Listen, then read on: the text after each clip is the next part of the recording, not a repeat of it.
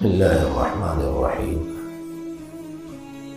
عن عائشة رضي الله تعالى عنها قالت قال رسول الله صلى الله عليه وسلم أعظم الناس حقا على المرأة زوجها وأعظم الناس حقا على الرجل أمه أو كما قال عليه الصلاة والسلام.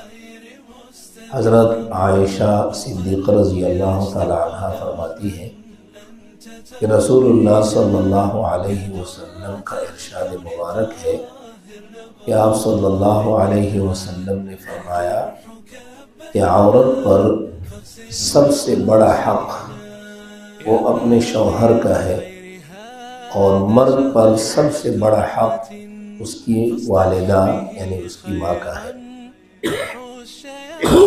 شوہر کا حق عورت پر کتنا ہے؟ نبی کریم صلی اللہ علیہ وسلم نے ایک دوسرے ارشاد کے اندر انتہائی مبالغے کے انداز میں فرمایا کہ آپ صلی اللہ علیہ وسلم نے فرمایا کہ اگر میں کسی کو یہ حکم کرتا کہ کسی کے سامنے سجدہ کر لو، یعنی اللہ کے سوا اگر کسی کے سامنے سجدہ کرنے کا جواز ہوتا تو سب سے پہلے میں عورت کو حکم کرتا کہ وہ اپنے شوہر کو سجدہ کرے، یعنی شوہر کا اتنا بڑا حق ہے۔ معلوم ہوا کہ عورت پر یعنی سب سے بڑا حق جو ہے وہ اس کے شوہر کا ہے کہ وہ اس کی اطاعت کرے اور اس کی بات مانے، اس کی خدمت کرے، اس کی اطاعت کرے، اس کی نافرمانی سے اپنے آپ کو بچائے۔ اور مرد پر سب سے بڑا حق جو ہے وہ والدہ کا ہے۔ جس طرح ایک حدیث میں نبی کریم صلی اللہ علیہ وسلم سے کسی نے پوچھا کہ میری خدمت کا اور میرے حسن سلوک کا سب سے زیادہ مستحق کون ہے؟ تو آپ صلی اللہ علیہ وسلم نے فرمایا کہ آپ کی والدہ۔ پھر اس نے پوچھا تو آپ صلی اللہ علیہ وسلم نے فرمایا کہ آپ کی والدہ۔ پھر تیسری مرتبہ اس نے پوچھا تو آپ صلی اللہ علیہ وسلم نے فرمایا کہ آپ کے حسن سلوک کا سب سے زیادہ مستحق آپ کی والدہ ہے۔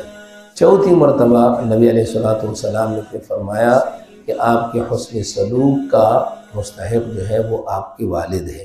اس کا مطلب یہ نہیں ہے کہ والد کا حق والدہ کے حق سے کم ہے، والد کا حق زیادہ ہے، وہ کم نہیں ہے۔